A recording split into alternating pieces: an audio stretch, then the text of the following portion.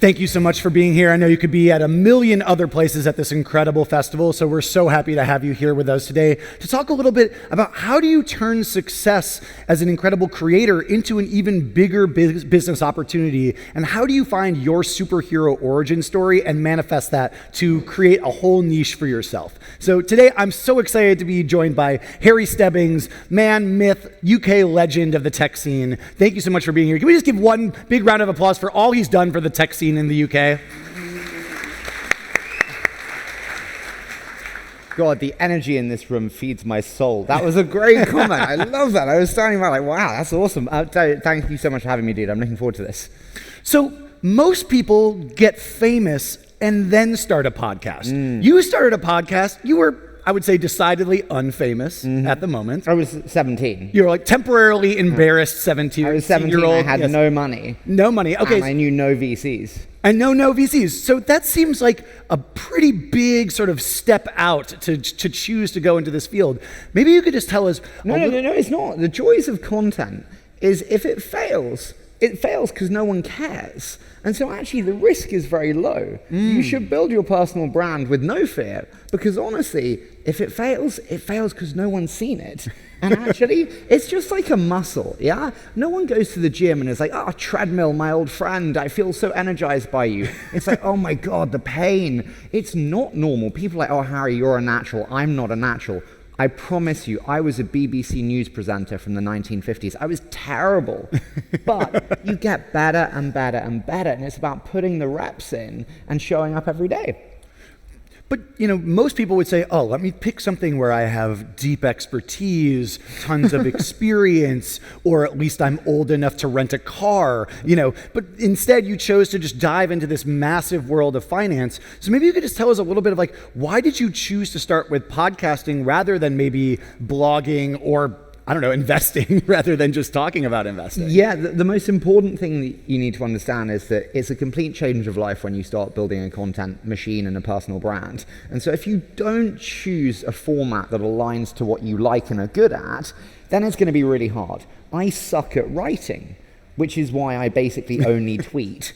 And so basically I loved conversations, and I actually thought that, bluntly, you'd build much better relationships with people in conversations that were recorded, which is why I started podcasts. I mean, podcasting is kind of special because you're whispering into people's ear, and most people, they really only talk to their friends, maybe their family on the phone. And so maybe it's almost like you're incepting ideas into them as if you're somebody they know really closely. So maybe like tell me more about how did you get this off the ground in the first place? Like how did you get your first guests to say yes? Yeah, I think if I had kids today, which I don't, but if I did, and for anyone with kids, encourage them to interview people. It is the single greatest skill that I think you can learn. Why? You learn to listen really intently. You learn to care deeply about how the other person feels in a situation. My job is to make someone feel incredibly comfortable in my company, so they'll share anything with me. And you have to do that in a very short space of time. You also have to be very flexible to conversation. It will take meandering twists and turns, and you must flow with it. The worst interviewers are static in how they move between conversations. And so there's so many different elements that make it such a great skill. And I think that, you know, bluntly has been a real art for me to try and learn. But in terms of like how I started, very simple. I had no money, no VC connections. I went on Google and I literally found VCs. I found their email on their website and I cold emailed them. And this is the other thing. Everyone sucks at cold email. They're too long, they're too wordy. Bullshit. It needs to be like 3 lines. Hi Josh, I saw you made this investment. I scaled my business in a similar category to 6 million in revenue. I would love 10 minutes of your time. Boff. Great. It's just that simple? Is it really just like the fear of rejection that keeps people from doing this? Yeah, absolutely. I mean, I still like send hustle emails now. Like, I will still like do like Jeff@Amazon.com. Like, I mean, like maybe just throw a Hail Mary. Sure, like we all have data scrapers, but I will still send like hustle emails now for sure. I emailed Mark Benioff from Salesforce 53 times. No, I really did. And then at the end, I put a PS, and each time I did a different like personal anecdote, different whiskey that he loved, different favorite holiday spot, different this. And it was on the 53rd that he's like, okay, let's do a show. And now he's like a friend. So it seems like at the base of all of this is care for doing something, like just care for putting the agency into doing it, care to actually write a thoughtful email, not just a long email, to actually research these people ahead of time. And what I think was especially fascinating is you talked about making people feel like they care about you and that they're comfortable in your presence. That's very different than I feel like most journalists are trained. I was at TechCrunch for 9 years. I wrote 4,000 articles while I was there. We did all these on-stage interviews, and I think I was actually trained to make people feel uncomfortable on stage, like I'm doing to you right now, I'm sure. But to like ask them hard questions, to grill them, to kind of like put them in a corner so that then, with their back against the wall, they'd reveal something they might not otherwise. Which is the opposite of what people do. They cloister up and they don't trust you. It's completely the opposite. If I actually make you feel like this is a space of no judgment where you can bring anything to the table, we're going to have a lot more open conversation. Okay, so making things in public. Certainly you could have spent years getting an MBA, researching venture capital, maybe doing some private investments, but instead it seems like everything you've done has really been out there in the open. And that seems so powerful for so many reasons. It's like when you put your thoughts out there, you have to crystallize them. It forces you to learn fast. You end up with receipts. You can say, hey, I said this was going to be big and it got big, and pay no attention to all the things I said would be big and never got big. And you also get to kind of trade attention for expertise. Like that was my favorite part about being a journalist, is you could say, take this person who would never do consulting with you. They're often like richer than God. They don't need any money from you. It's like Mark Zuckerberg doesn't need anyone's money. But if you can trade them attention, they will trade you their insights. So tell me, why do you think of it as important, and why should everybody maybe start to make more things in public? Well, I mean, fundamentally, if you ask someone to pick their brains, it's not the best wording, and amazing how many people still say it. But there's no reason to go for a coffee, to pick their brains. Sadly, it's a pretty transactional world. But actually, if you say, hey, I'd love to interview you for my podcast, people will much more willingly do it. And so I found as a 17-year-old, it was the best way to get in the room in the first place. And from there, it was my job to build the relationship. And I think as we move forward in the world of AI, the thing that matters more than anything is the relationships that you have. And so for me, if I'm a business builder today, I would use media as a customer acquisition engine. We've got a company in the legal AI space, and I'm desperately trying to convince them to start a podcast interviewing the partners of the biggest law firms in the world. You know what? No one wants, hey, can I sell you my software solution? No. But hey, I'd love to have you on my podcast. We've featured some of the biggest legal partners in the world, and it'd be great to have you on. Oh, sure. You have a great discussion, you build the relationship, and at the end you say, by the way, have you heard about Solve? I'd love to tell you about it for 5 minutes. Great. That's a much better way to do it. Do one a week and you've got 52 new customers. But that also requires having some kind of attention to share from the first place. So like those first people, I think a lot of people get caught up in perfectionism of saying, oh, my first things aren't good enough. Like, when will I know that what I'm making is worth putting out there in the world? How do you get over that perfectionism and just start, shipping? One is never going to be perfect. Still today, it's not perfect. We have big teams, we have big productions behind it. It's not perfect at all. We always have to be innovating and changing every day. I'm the most kind of paranoid person when it comes to content. It needs to be the best and it needs to be better. We did 300 shows before we hit 1,000 plays. We didn't make money at all, like not $1 for 3 years. I'd never planned to make money from a podcast. This was 10 years ago. You make money from a podcast? What even was the podcast back then? I mean, it was just like, it was not, which goes to show also timing is super important. We were very lucky in our timing, but like for years we were kind of alone in the wilderness where no one liked us and we didn't make money. If you were going to start again today, would you choose the same medium or would you choose something different? And how do you think about selecting the medium to share your art through? I would 100% choose the same medium for me because it's like my preferred medium, talking. But the biggest mistake that people make when it comes to podcasts and content is they're too general. They focus on entrepreneurs, or they focus on investors, or they focus on you name it. It needs to be as specific as possible. You need to build 1,000 true fans in whatever you do. I used to cold DM every Twitter follower up until 50,000 followers every night between 1 and 2 a.m. clearly showing my lack of life.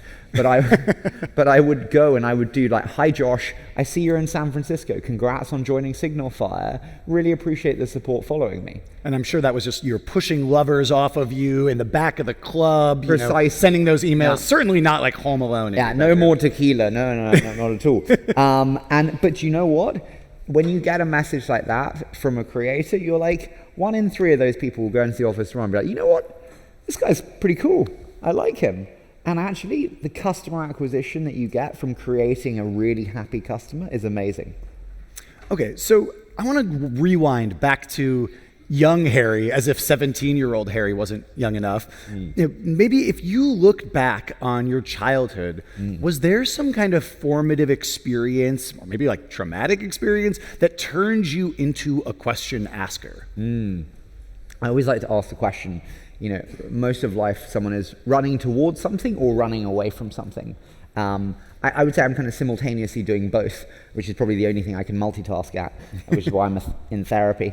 But when I was kind of 8 or 9, I saw my grandparents lose their home, and you see bailiffs come and take a family's home and all the memories that are inside it. And you have 20 minutes, and you're given a plastic bag, and everything needs to go in that bag. And then 20 minutes later, the seal's on the door, and your family needs to move on. That's a very, very earth-shattering moment for a 9-year-old, and it's made me unbelievably ambitious to never, ever be in that position again.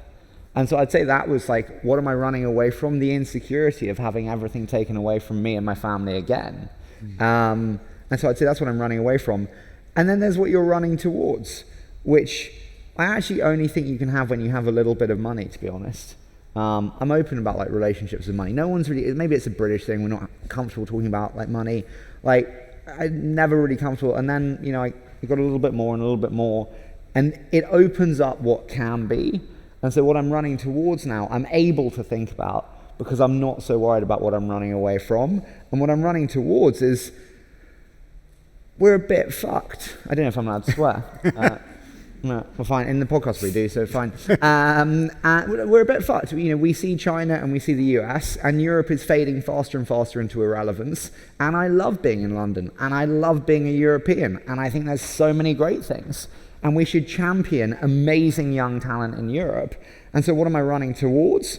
Changing the GDP of Europe and making sure that a generation of unbelievably talented people stay here and build businesses here. I mean, it feels like I know some. Yeah, I think that's. I'm half British. My family's from Peterborough, so this makes me feel that really, I feel quite at home. So that's very nice to hear. I'd love to hear you say Worcestershire, and then we get that. But it does make me a little bit sad when I see so many amazing UK entrepreneurs, like my friend Brent Pierce. He's the founder of Kinesia, a humanoid robotics company. Kind of have to come to the US to come find funding. Or Archie, he's the founder of General Translation. They make it so you can translate any app into any language, and they're coming over to the US. They're trying to get O1 visas. They're trying to raise money over there, and it seems like there's still a lot to be done over in this ecosystem. And so especially, for people out there who are trying to find their superhero origin story, what are the superhero origin stories we need to leverage to kind of help fix that part of the economy and bolster the UK and the EU as part of the global scene? Because I think we also need that counterpoint to create a little bit less tension, honestly, between the US and China.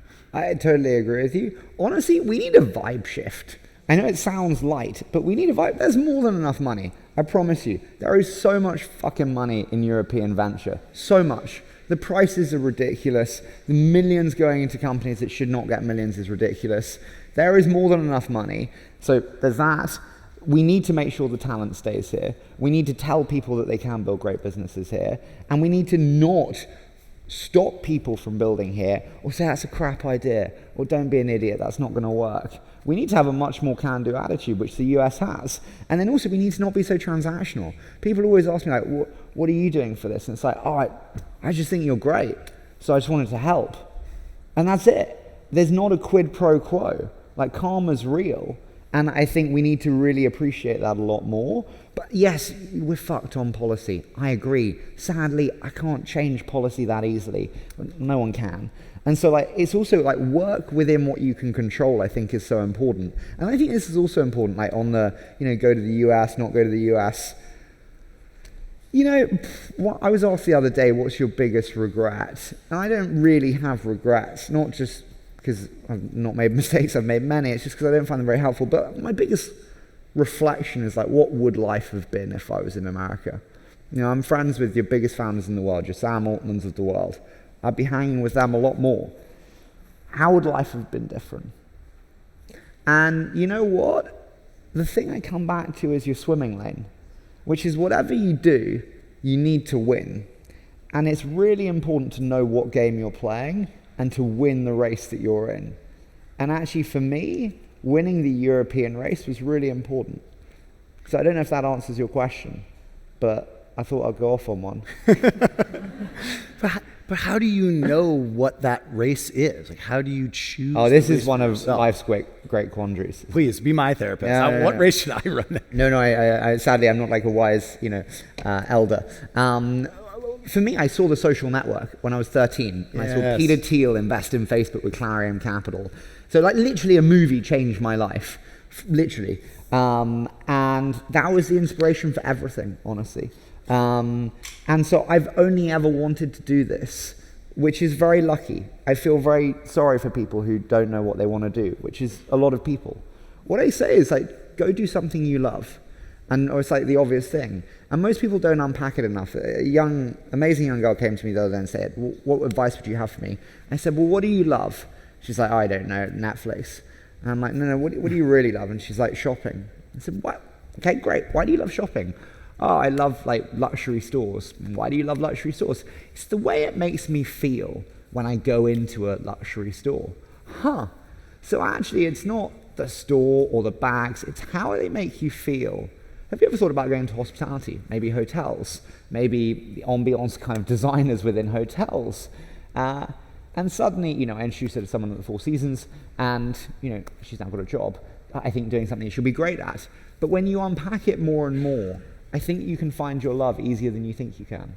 You just kind of have to keep asking yourself why and not be content. It's like you have to kind of be your own little toddler being like, but why? Like, why is the sky blue? Okay, cool. Why does light work that way? Okay, just keep on asking until you get to that root. But I think at the bottom of that... And just start. Most people just don't start. I think we've all got these friends who are like, no, I had the idea for Deliveroo. And like, did you fucking do it?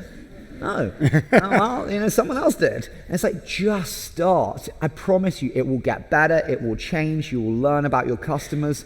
But the big sin is not starting at all. They say like modern art is the combination of I could have done that, but you didn't. Mm-hmm. It's like, anything, all it really takes, I think, it's like all you need is taste and a little bit of agency. Totally. But also you need a tolerance for risk. You say that, if you don't have anybody following you yet, there's not really that much risk to take, but there's still the opportunity cost, the time that it takes. And I think that is to me maybe the thing I would love to say, sorry, I'm so didn't mean to interrupt you. Like people always say like, well, Harry's just a VC. He doesn't know what it's like to build a business. That's definitely how I sound. Yeah, no, but like, I see like LinkedIn posts and I'm like, whatever. But like, I don't actually consider myself an entrepreneur, honestly. I don't know why I'm being so much more open today. Really cathartic. You're very good at making me feel comfortable, Josh. But it's like, I don't really, even though I started a business, it does millions in profit. Why don't I? Because was the risk that great? Not really. I was 17 in a bedroom. If it didn't work, I was going to law school. It's not that bad. You know what I want to take a minute for? The unbelievable people who have kids, who have responsibilities, who have mortgages, and go, nah, I'm going to leave my job and start a business that is like 98% destined to fail. You are unbelievable. Like, what an inspiration, huh? Like, that's an entrepreneur. Like, I almost feel offended when someone calls me an entrepreneur, because that is the fucking heroes in the room that we should be applauding.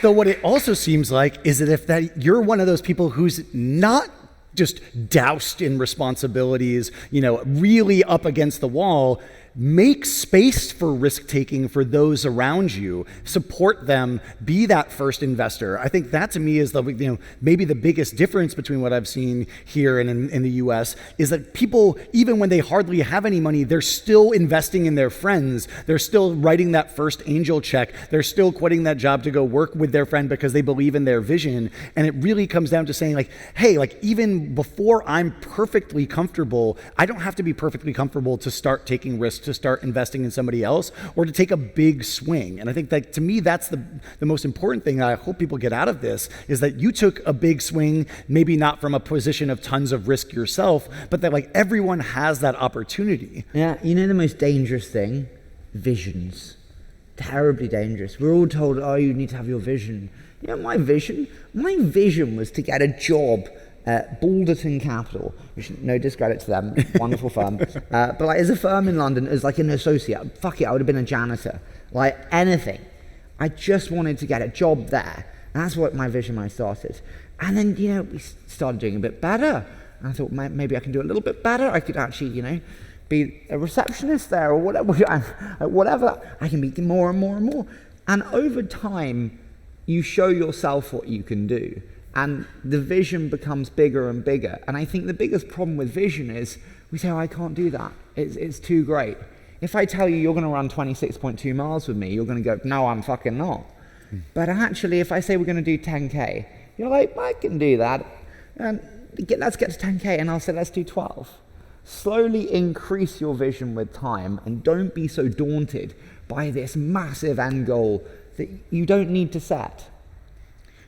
So I love that vision because it only takes the first step to get rolling. The scariest thing to me when I was a writer was that blinking cursor on the empty screen. And it's as soon as you break through that wall and just get anything on the page, it gets so much easier. The rust comes out of the pipes and the words start to flow. And so, taking that first little step is important, but it also can be scary because if you move in the wrong direction, you feel like I'm taking one step further from where I really want to be. And you talked about doing the thing that you love, the thing that, that is important to the world, the thing that makes money, this ikigai concept. But I do also think that there's two other elements to that, which is something that is new and growing. Because if it's new, then there's a level playing field and you're not fighting against people who've been doing the exact same thing as you for 20 years. There really hadn't been podcasting for 20 years when you started. Sure. So you didn't have to defeat some, final boss of podcasting who had that much more experience to you. And day after day, the downloads were growing. The medium was growing. Mobile was growing. There was more and more listenership. And so it was something that, sure, you could be good at something that matters to the world, but if you're good at something that's growing, it grows underneath you and lifts your boat. And so how do you think about that? Combining, sure, what's passionate, what makes money, what the world wants, but also finding those newer opportunities where maybe the climb is going to be a little bit less steep. Yeah, I think the biggest problem is that people just stop too early. As I said, 3 years, no one gave a shit about us. We did a show with Ariel Zuckerberg. Suddenly everyone gave a shit about us. I remember being at law school, and I walked out of law school. I was only there for 2 weeks, but I like to pretend like it was a lengthy stint. 2 weeks were freshers as well, so it was 4 weeks really. And I walked out of one day of lectures, and we had 100,000 plays on a show. And I called up my mother. I said, I'm going to leave law school because I hit 100,000 plays, so I'm famous now, Mum. And she's like, great, come home for dinner. That sounds awesome. Aww. And I will never forget that. It's the most important thing. The best thing my parents ever did was they never cosseted me. It's funny, they just let us kind of do what we thought was right. And I'm always so grateful to my mother for that. My mum's got MS, which is fucking hard as a disease. And she's the one that taught me it's not what you say, it's not what you do, it's how you make people feel. I think she stole it from Maya Angelou, but I let her have the attribution. With age, I'm like, you took that one, Mum. But I think that's really, really important. And so I think people stop too soon. I think they care too much that it's not perfect. It's never going to be perfect. And then you have to be permanently fucking paranoid. The content world is changing today, really changing. 5 years ago, you would do a show with Sam Altman on management lessons, millions of downloads. I promise you, no one gives a shit about management lessons anymore. They want really two types of things. They want to be told a story. They want to be inspired. That's crucial. Or they want number 2, which is Sam Altman versus Elon Musk, the showdown. That's it. People are just dopamine junkies these days. And so you have to tailor your content to them, which is really freaking hard. Like tonight, I have a show at 8 p.m., which is like our news show. That has to go live on Thursday. So we are working through the night tonight to make that ready for Thursday. It is a much harder game today. It feels like, converting your perception into storytelling is maybe the most important skill right now, because with, the advent of short form video, short form text, you don't get the opportunity. People don't give you the sort of leash or the leeway to write and let the story unfold slowly. They want it to kind of hit them over the head. You kind of need tribalism almost. We wrote this big report at my venture firm Signalfire, the State of Talent report, and sure, we had all these interesting insights about AI and AI labs poaching talent from each other, but it was really when we said like Austin, Texas, as much as I love South by Southwest, is declining in startup headcount, that created this tribalism between New York and San Francisco and Texas, and that discussion is what like drew all this attention to people. And so it felt like you have to move from summarizing to storytelling, and you have to move from just like creating 2 different opportunities or angles to putting them kind of in juxtaposition to give people a sense of the contrast that lets them find their own opinion. Totally. You just need to think differently. Like, you don't want to be the copy of someone else, 100%. And you also can actually differentiate with the format. One of the reasons we were successful is because of the 20-minute VC. Now, don't go and fucking look how long the shows are now, because they're like 60 minutes. But when we started, they were 20. And the innovation was actually short podcasts. It was an innovation in itself, just being in the format. And so like you can differentiate with the format of your content in a lot more ways than people give credit for. Okay, so I want to take it to the tough moments. I think the worst thing about modern social media is that we've shifted from these chronological feeds to the For You page, which means you really, truly only see the highlights. You don't see every tweet that failed. You don't see every video that nobody watched, that the person still poured their heart into and made. You only see the amazing things that gain traction and get big, and it makes you almost assume everyone else is succeeding all the time, and I'm the only one that's struggling. Josh, I'm an alcoholic bulimic who's also a workaholic. So where do you want to start on the trauma? I guess we should start in therapy. Sure. But seriously, like, tell me, sure, you have all those other things affecting it, but like, have you had a crisis of faith about your creation, and what helped you find your way out of it? No. I don't believe you. That's the For You page talking. I love what we do. Have I ever questioned the quality of what we do? No. I've questioned how we're going to change in a new world. 6 months ago, when we weren't doing news-style shows, and I'm looking at a lot of news-oriented shows, going, shit, we're being left behind. And this whole like management lessons, hiring tips, again, no one cares. No one cares. And actually, you have to feed the algorithm. And so, when we acquired a short-form media agency, because we were not in short form, it was super important to move there. So, I would say there's a little, I'd say when I was like 21, I made £1 million, and I used to watch Who Wants to Be a Millionaire when I was younger. And that was like, the confetti comes down, and you're like, wow, happiness. And I was sitting on a balcony on my own with no friends, and I was like, that moment that I saw on TV is very different from the reality that I'm living now. I feel like there's something's wrong here. And it was just a really special moment, because to your point on like the meaning, I was like, I never actually did it for this, even though I thought I did. And then I realized what I did do it for, which is because I freaking love telling stories, and I love getting to know amazing people. That wasn't actually for the dollars that came in the door. So maybe it's abstracting back, like pushing all of the output away and getting back to what was the input in the first place. What was the thing that drew you to it, not the thing that necessarily even made you successful or the thing that everybody else loves, but getting back to the thing that you do and maybe just reinforcing that, like, cool, I just want to spend time with somebody. I don't care if they're the most popular in the world, but I know we'll have a great conversation and it will rekindle my love for this art. Yeah, I'll never do a show if I don't actually want to do the show. I don't mean that arrogantly, but like, if I'm not interested to do it, fuck it. Like, I'm too old now. This is 10 years have gone by, Josh. Like, we have to be super excited for every show we do, 100%.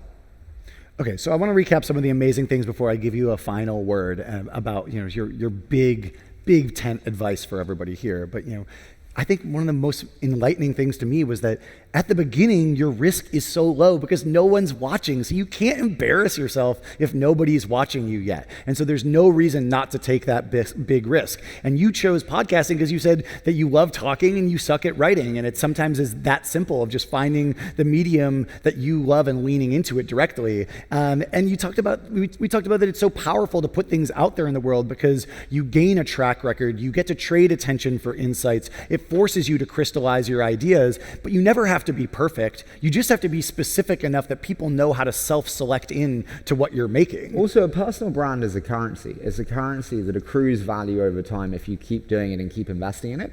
And it's something that you can take with you from job to job, and it's leverage. And that is fundamentally very important. And I don't think people think about personal brand as currency enough. If you have a very big personal brand within a company, it's much harder to get rid of you.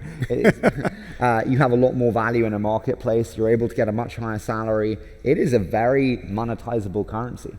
And it's something that's very different, this concept of audience portability. Historically, it's like if you worked at a newspaper, the editor and the masthead, the name of the newspaper was the thing that carried all the credibility. And if you left and went somewhere else, it was very difficult for anyone to find you or follow you. But you didn't even get to do a big sign off like personal news, I'm leaving this, I'm going here. You just disappeared. And now, not only do you get to make that proclamation, you also get to bring a lot of that audience with social media with you, which means creating a personal, opinionated, differentiated, subjective brand matters more now than ever before. Do you think traditional media is fucked, Josh? You were at TechCrunch. Well, as you may know, they laid off all of the European staff, which is a travesty. Mike Butcher, Ingrid London, those people were stalwarts of the scene. They helped create what I think of as tech around here. And I think that major media organizations that think of themselves as a brand name are fucked. I think if you are not thinking of yourself like a sports team, where yes, you are the whole team and all the coaching and all the staff, but you're also a few superstars that you need to put out in front. And when when a big soccer team puts Cristiano Ronaldo out there in front and says, this is our player, it sells more jerseys, more tickets, more everything for everyone, and it helps the whole brand grow. And I think too many publications have gotten afraid that, these people will use that audience portability and take their stardom with you, so I'll never make them into stars. And I think that's the biggest loss. It's like, no, you need to make yourself someone where they don't care what it is you make. If that person's there making it, they will keep up with you. The number one rule of great storytelling is make your customer the hero of the story. It's crucial. Nike does it brilliantly well. Everyone's an athlete. Who doesn't want to be an athlete? Everyone wants to be the athlete when you put on your Nike shoes. And that's the downfall of this media. You can tell I love them. Because they thrive on taking people down. And that's why they've been taken down. And that's why there's great media brands, I think 20VC is one of them, that have risen and got bigger.